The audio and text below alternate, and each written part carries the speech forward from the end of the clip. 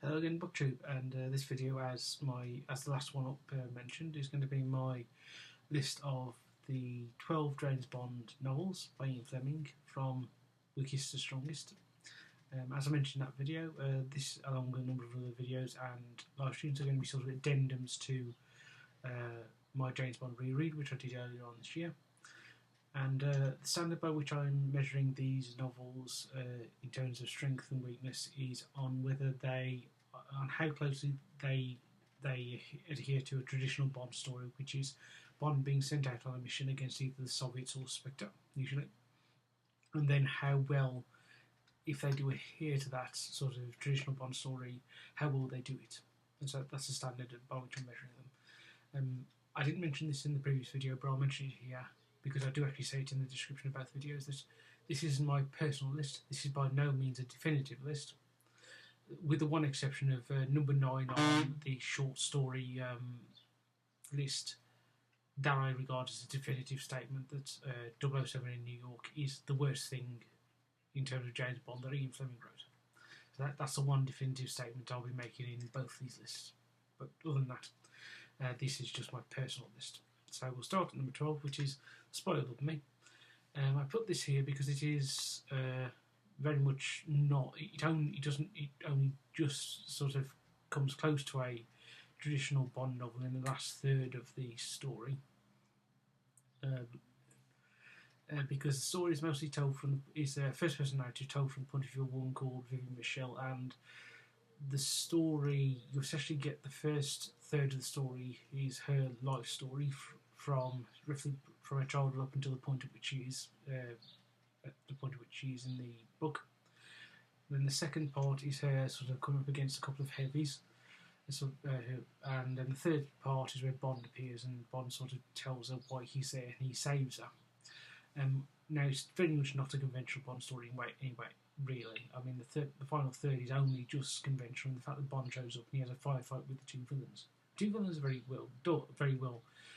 good, and they're very good heavies, and they're worthy opponents of Bond to be in, but that's only the last sort of couple of chapters of the book.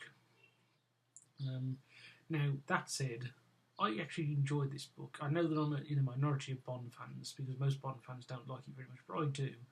And I think I'm something involved with like Ian Fleming, because he didn't really like the book after it was published, to the extent that when he sold the rights to the books to Eon Productions, to the company that make the official James Bond films, he stipulated in the contract that whilst they could use the title "The Spoil of Me," they were not under any circumstances to adapt the plot of the book, because he disliked it that much. So my sort of liking for this story this novel is very much puts me out on a limb in terms of Bond fans and in terms of the Bond's creator Ian Fleming. However, I put it at number 10 because, despite my sort of enjoyment of the story, it is very much not a conventional Bond story, and as a consequence, that's why it's at number 10. It's the least conventional Bond story on this list, and arguably it's the least conventional Bond story of both the novels. We're looking at all the other novels and all the other short stories as well, pretty much, I would say. So number 11, we've got Diamonds Are Forever, which is a conventional Bond novel. Bond is sent up against diamond smugglers in the US, some American gangsters called the Spangle Gang, and led by two brothers who are called the Spang Brothers. Whilst it is a conventional Bond story, I think it is the weakest of them, because Bond, first of all, is going up against diamond smugglers. He's not going up against sort of supervillains like Blofeld or Spectre, or against the Soviets. And of course, Diamonds Are Forever is the fourth Bond novel, and in the previous three, he's gone up against the Soviets in various forms. Smersh in the first two, Casino Royale and Live and Let Die, and then against sort of the KG, roughly what will become the KGB in Moonraker.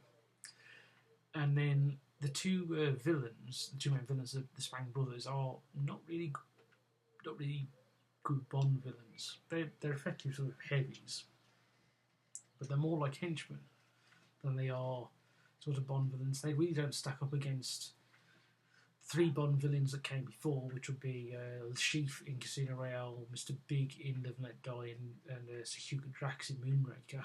And they certainly don't stack up against the sort of collection of villains you get in of Soviet intelligence chiefs and intelligence officers in From Russia with Love, or any of the subsequent villains. It's really sort of it works. It's a reasonably good story, and it moves along at a pace, and I enjoyed it, but it didn't have that quality you get with a good Bond novel. There, it seemed that something lacking. The villain didn't seem quite as villainous and quite a big enough threat for Bond to be going up against. However, the action is done well, as with all Fleming's Bond novels. The descriptions of of various places in the United States where Bond goes, whether it be New York, the horse racing up in upstate New York is particularly well described, and you get a real sense of the horse racing world in those bits of the novel that are set there. And then you get bits of and in the areas, the bits of the novel that are set in Las Vegas with the casinos. That's really well described and really entertaining to read. And so they're good parts. And also Tiffany Case, who's the Bond girl in this, is a very, very good, strong character. So it's got good bits and bad bits, but fundamentally I do think it is the weakest of the conventional Bond novels. And so that's why I've got it at number 11. At number 10, I've got The Man with the Golden Gun. Now, The Man with the Golden Gun, I wouldn't have put it at number 11 because it was the last Bond book Fleming wrote, and he died before he could finish it off. He'd written out the story, I think he'd done about the first or second draft of it, and then he died. And so the story lacks the usual Fleming polish, which is definitely there in, say, Diamonds Are Forever. But that lack of polish and sort of rough around the edges is there because of Fleming's death, obviously, and not because of anything that's particularly weak about the novel. And I think if Fleming had lived, it would have been tightened up. And if Fleming had lived, I think Man with the Golden Gun would be higher up on this list. And also I have a personal fondness for it because whilst it's a reasonably good book for all of its sort of roughness and sort of lack of polish, it was the first Bond book I actually ever read, and I have a personal sort of nostalgic fondness for it. And that also almost certainly would have meant it would have gone higher if Fleming had lived and he'd been able to sort of smooth off the edges and go over it a bit more. And so that's why I've got it at number 10. At number 9, we've got You Only Live Twice, where Bond is in Japan. This is to a degree, again, a conventional Bond novel, though, and Bond does go against Blofeld in this book. A lot of it is, there's a lot less action in here until you get to the end, and Bond is more in a more diplomatic role, where he's not a 00, but he's in the diplomatic section, and he's having to sort of coax information out of the Japanese intelligence chief, Tiger Tanaka. And so it doesn't have that sort of same action as you usually get in quite a lot of Fleming books. You don't have as much. There's not much. There's a Bond girl in there, and she's very well. She's good, but she's not. She's a good Bond girl, but she's not up to the same standards as the others, I think. And you get a good description of Japanese culture as it was in the early 60s, and you get a sort of debate between Bond and Tiger Tanaka over sort of British decline, and that's something that's mentioned in the book, sort of decline following the events after the Suez Crisis in 1956. So that's an interesting part, and also that final sort of infiltration, the final part of the book where Bond infiltrates Blofeld's castle, is really well done. His confrontation with Blofeld and Bullitt is done well, but it's not as, it doesn't adhere as close to my mind as to sort of the traditional Bond story as the books, other books on this list. But I'm putting it here because it does have that Fleming polish, and it does have Blofeld, which is who's a great Bond villain, and Bond does go up against him. So that's why I put it at number 9, because it has those two things, along with the sort of action, as well as sort of Fleming's ability, which is always there, with his ability to describe things, describe sort of landscapes and areas that he's in, reasonably concisely, but with quite a surprising amount of depth to it. And so that's why that's why Your End of Twice is at number 9. At number 8, I've got Thunderball. I put Thunderball at number 8 because it was very much a traditional Bond novel, and it has very good elements in it. You get introduced to Blofeld and Spectre, which is really good, and you get some humour. The first chapter of Thunderball is arguably the funniest thing that Fleming ever wrote. And whilst the Bond books aren't as humorous as the films, they do have some humour in them. And the opening chapter of Thunderball, where Bond is sort of dispatched to the health clinic at Shrublands by M, is extremely funny. I was very much laughing along as I was reading it, sort of watching sort of M's enthusiasm for this place and Bond's sheer sort of dumbfounded horror that he's going to be sent to live on bread and water for a couple of weeks. So that chapter is very entertaining. The actors done very well, as ever with Fleming. You get Fleming sort of remarks about the Bahamas, which is very clearly in that book. Fleming makes it clear that he regards the Bahamas very much lesser than in terms of places you want to live in the Caribbean, especially compared with Jamaica, which reading everything I've read about Fleming as well as reading novels, is clearly a place that Fleming regarded very highly and loved greatly. The downside to it is that you can tell it's not wholly Fleming's work, even if you didn't know it was. It had written. He started out as a screenplay with others writing it. This was, for those who don't know, Thunderball was originally written as a screenplay to be made as the first Bond film with a wholly original short story, a wholly original plot. And then that fell through, and Fleming then took that and wrote it into a book, which is part of the reason why, for many years, Blofeld and Spectre couldn't be mentioned in the official Bond stories, because one of the people who's credited on there, Kevin J. McClory, stopped that, and then he made the sort of the unofficial Bond remake of Thunderball called Never Say Never Again, where Sean Connery reappears for the second time as Bond after leaving the franchise at the end of Your End of Twice. And so that then you get the element that it's not quite Fleming's work, and that's why I put it at number 8. Overall, it's a really enjoyable story. The end fight between the US submariners led by Bond and Phoenix Lighter versus Largo and the Spectre men is really well done, and Domino's a great Bond girl. But as I say, it's got that sort of element that you can sort of tell it wasn't written by Fleming. It wasn't wholly Fleming's idea. That there was other people had input, and that's why I put it at number 8. Number 7, you have On Her Majesty's Secret Service, which is again a really enjoyable book. You've got a great Bond girl in Tracy, who Bond eventually marries, and the sort of ending of the book is really well done. That really sort of hits you with a strong sort of emotional punch when she's murdered by Blofeld and Irma Bunt at the end of the book. And there's great action scenes in there. Blofeld reappears, and he, as always, is a great villain, very much a great Bond villain.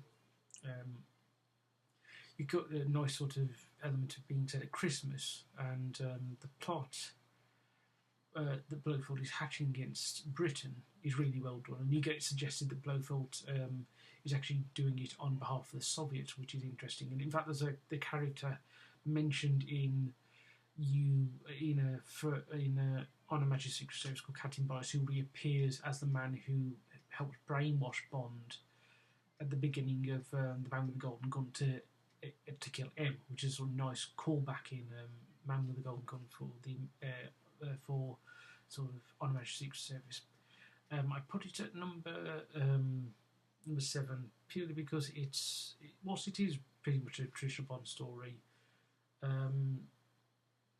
I find, and it's got a good mystery element to it. I just don't find it as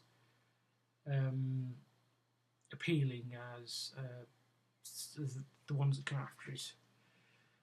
I can't quite put my finger on it. There's something that's elements of it that don't sort of ring true for me. Like, for example, Bond goes undercover as Sir Hilary Bray, who's a sort of baronet, as a figure from the Royal College of Arms, who do the heraldry and coat of arms sort of thing. And that sort of doesn't quite ring true. It's an interesting idea, and I think Fleming does reasonably well with it, but it didn't quite work for me. And also the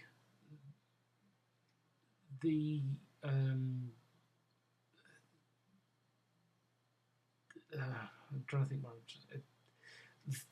the girl, the Bond sort of relationship. There's one when Bond is at the Piz Gloria and he's meeting with Blofeld and Emma Bunt,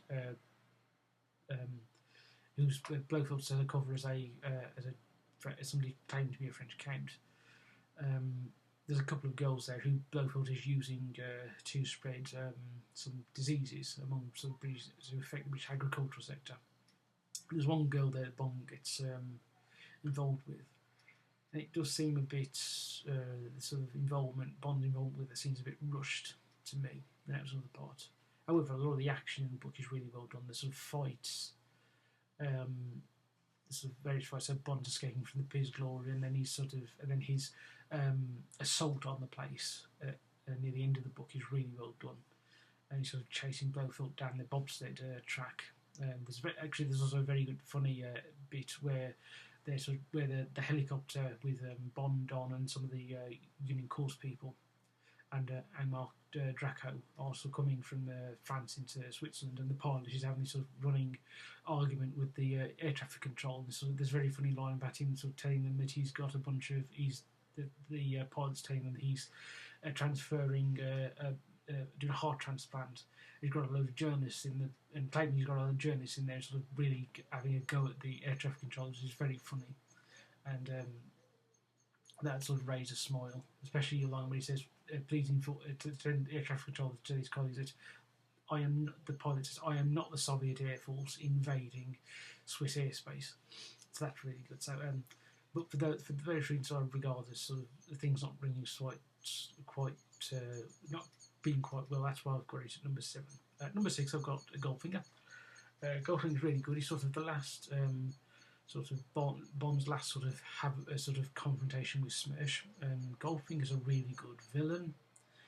Very much somebody who Bond can respect and go up against. The plot itself, with Goldfield undermining the Western gold supplies and gold smuggling, is well done, and the Bond's interview with the Colonel at the Bank of England, who's their security officer, is really interesting.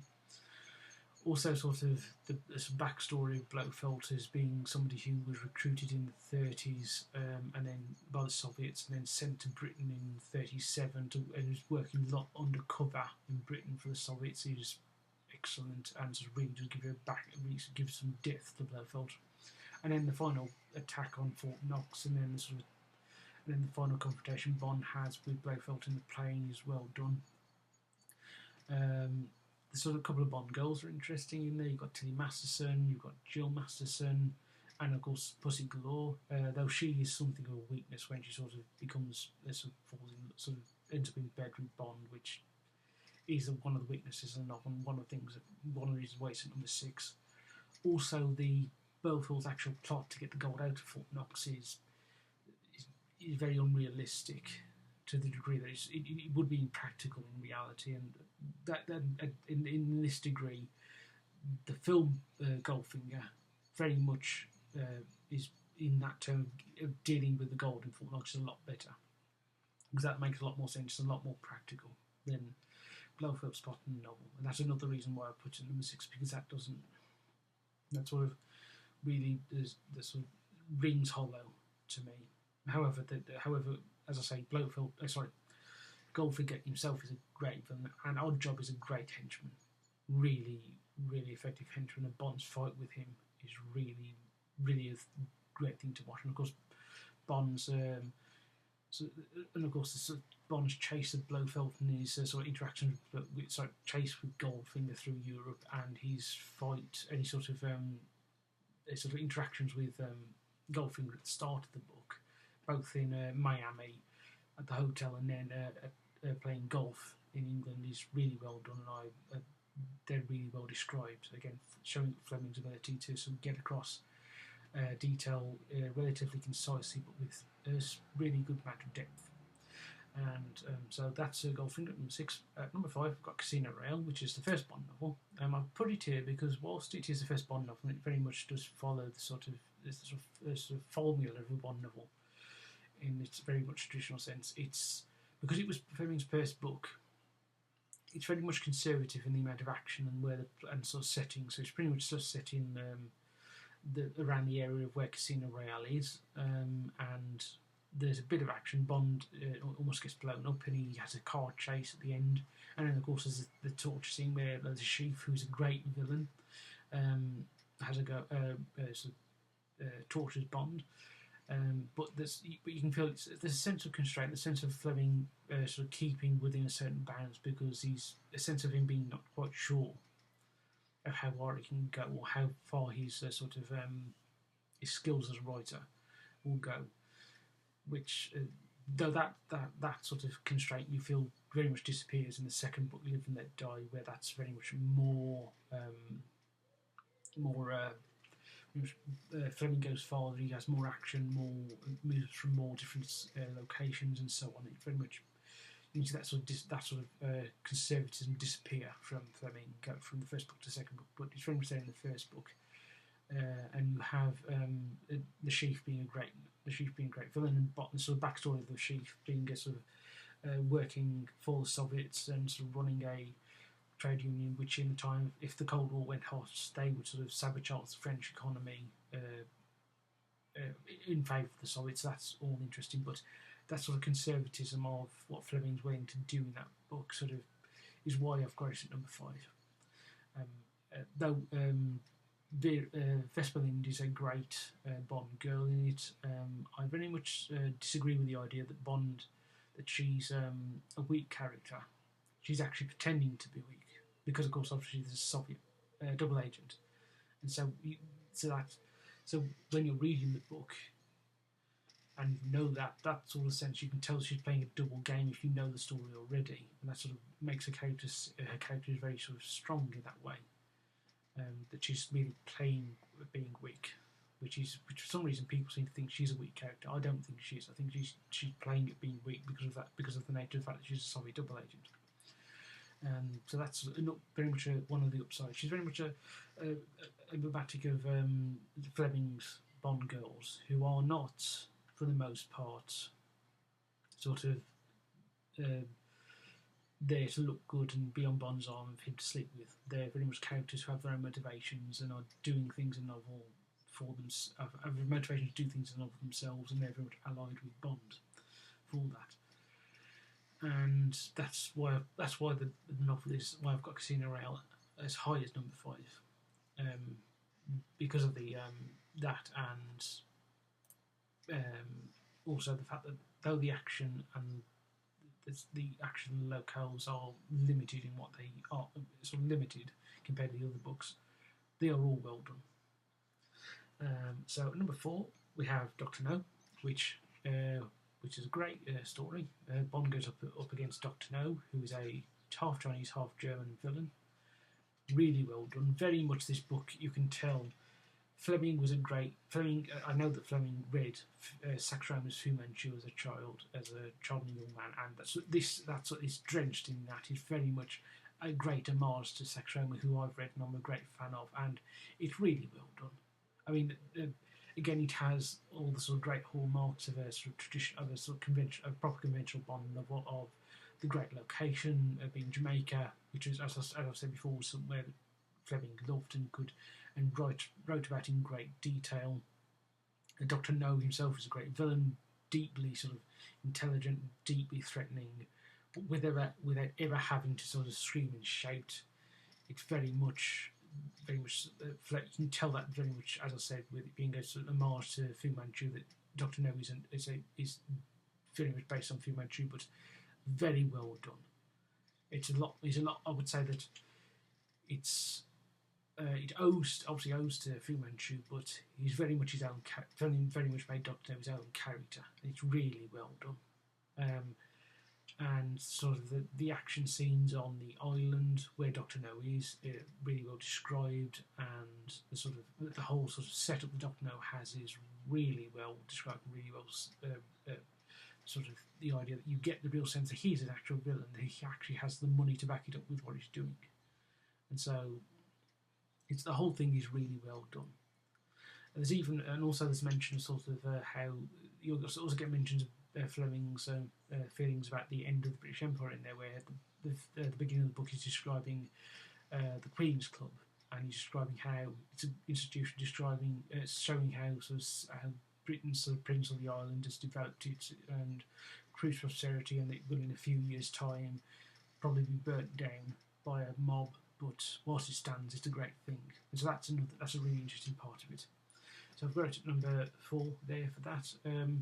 There's not too many weaknesses in the book either. I don't think, not that I can think of. Interestingly, Fleming changes Bond's weapon from the Beretta of the earlier books into the Walther PPK, which is Bond's very much Bond's gun from then on, and also obviously the gun that Bond uses throughout the Bond films for the most part, and so it is very recognisable as Bond's personal weapon, to the degree that when Sean Connery left it and they got Roger Moore in the first Roger Moore Bond film, Live and Let Die, Bond is seen holding the Walther PPK, but he never fires it. The only handguns he actually fires in that film are revolvers, as a way of putting a sort of clear blue water between Connery's Bond and Roger Moore's Bond.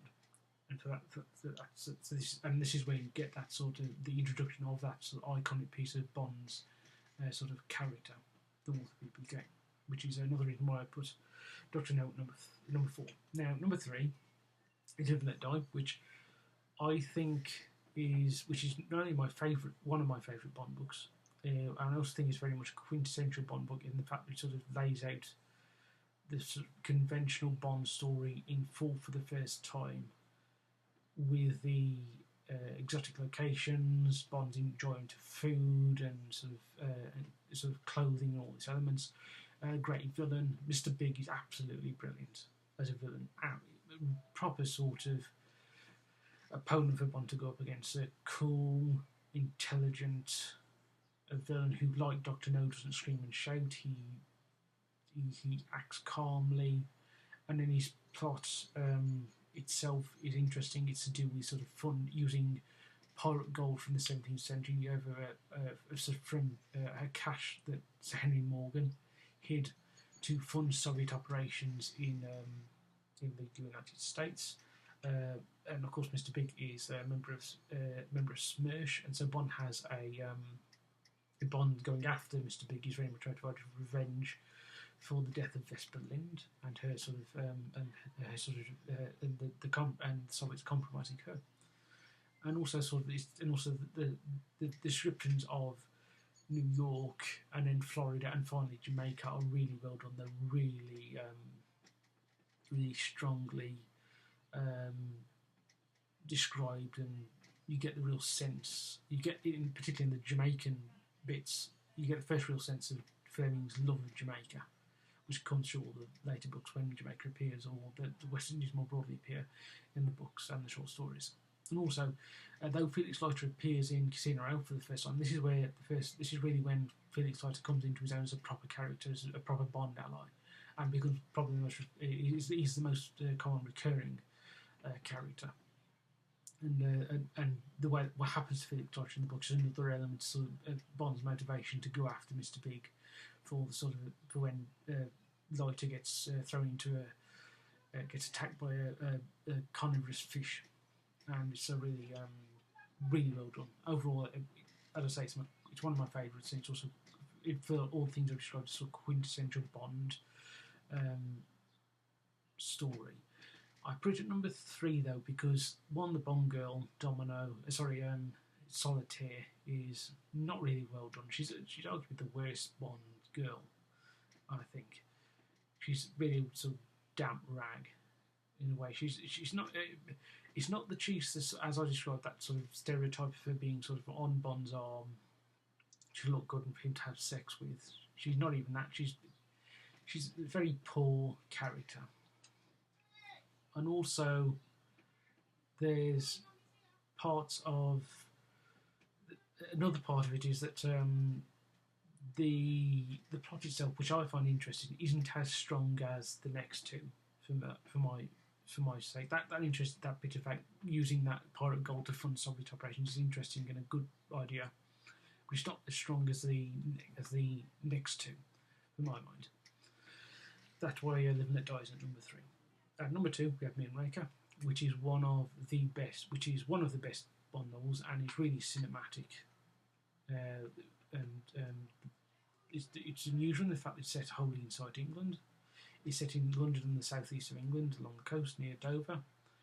And you have Sir Hugo Drax as the villain, who is really good. He is, I'll say spoil thing, but this is a book written in 1955, so I'm hardly going to spoil it. But Drax is this half English, half German sort of Nazi from the Second World War, who was a part of the werewolves who went behind the enemy lines at the Battle of the Bulge, behind Allied lines at the Battle of the Bulge, and carried out sort of sabotage operations, and then got caught up in one of these operations and was mistaken for a British soldier, and then came back and made his fortune and is working with the Soviets to destroy Britain. And the plot itself, that of using this Moonraker rocket, which is going to be Britain's nuclear deterrent delivery system, to hit London with a nuclear bomb, is really well done and really had high stakes. Then you have Gala Brand, who is without doubt the best Bond girl Fleming wrote. She is a really strong character and a really good sort of partner for Bond in this story. She's a special branch officer. She's very much an equal to Bond in that sense. She doesn't sleep with him. We find out at the end of the book she's engaged when Bond suggests they go away together. And you get a sense at the end of the book that Bond is actually somewhat at a loss to this, that he really does miss her. And she's already really well done, and the sort of the echoes of the Second World War and the modern, and the combined with what was then the contemporary plot of contemporary fears of the Soviet Union and German rearmament are mentioned in there. It's all really well done and a really strong book. The one thing that always irritates me about Moonraker is that they could quite easily in the 70s, when they adapted it, could have been a really easily faithful adaptation. You could have just removed the Soviets from it and made it an ex-Nazi taking revenge on Britain. But no, they did this sort of James Bond in Star Wars nonsense. There is the film Moonraker, and I just can't stand it. But however, going on a slight tangent there, but that's why it's at number 2. It's one of the best. Now, at number 1, it's From Russia with Love, which is without doubt the best Bond novel Fleming wrote. The plot is fantastically done. It's the Soviets planning to embarrass Western intelligence by setting up a sex scandal involving James Bond. That whole sort of description at the beginning of the book, where you were introduced to the sort of main sort of henchman villain, Red Grant, and his backstory, is really interesting.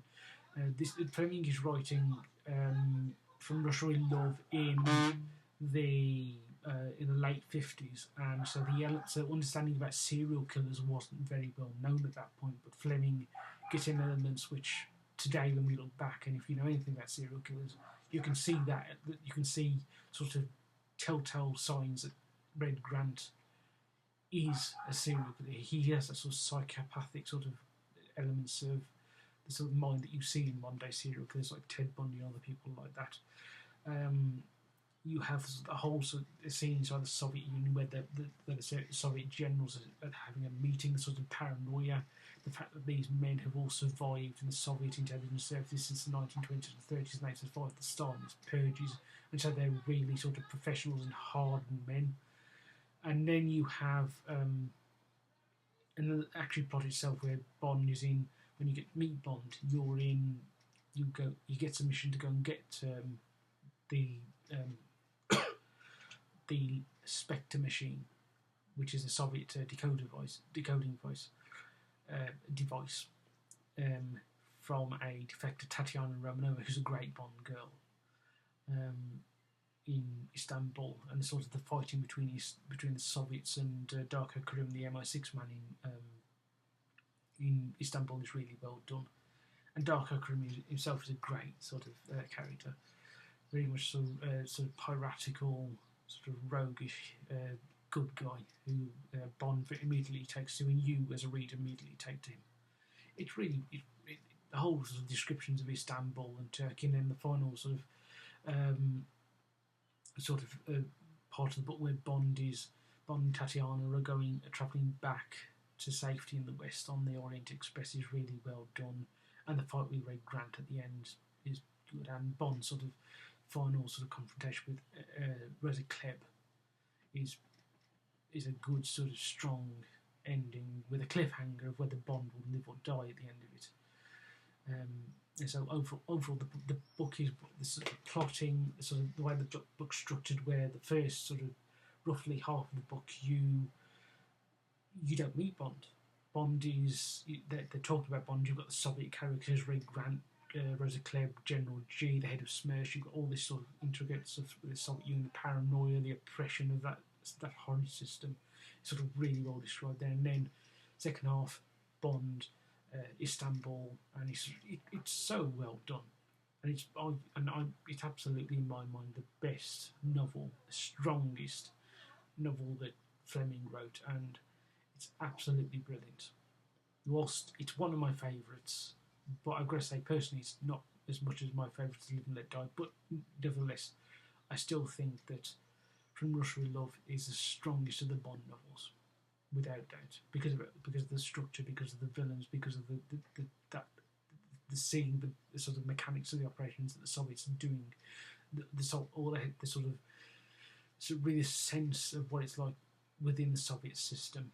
It's all of that really does sort of combine to make it a great novel, and so a great Bond novel. And so that's why it is for me at number one as the strongest.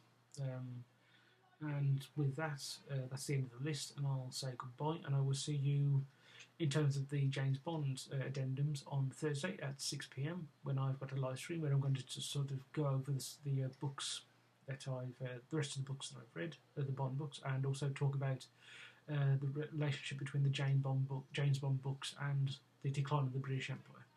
So I will see you then. Goodbye.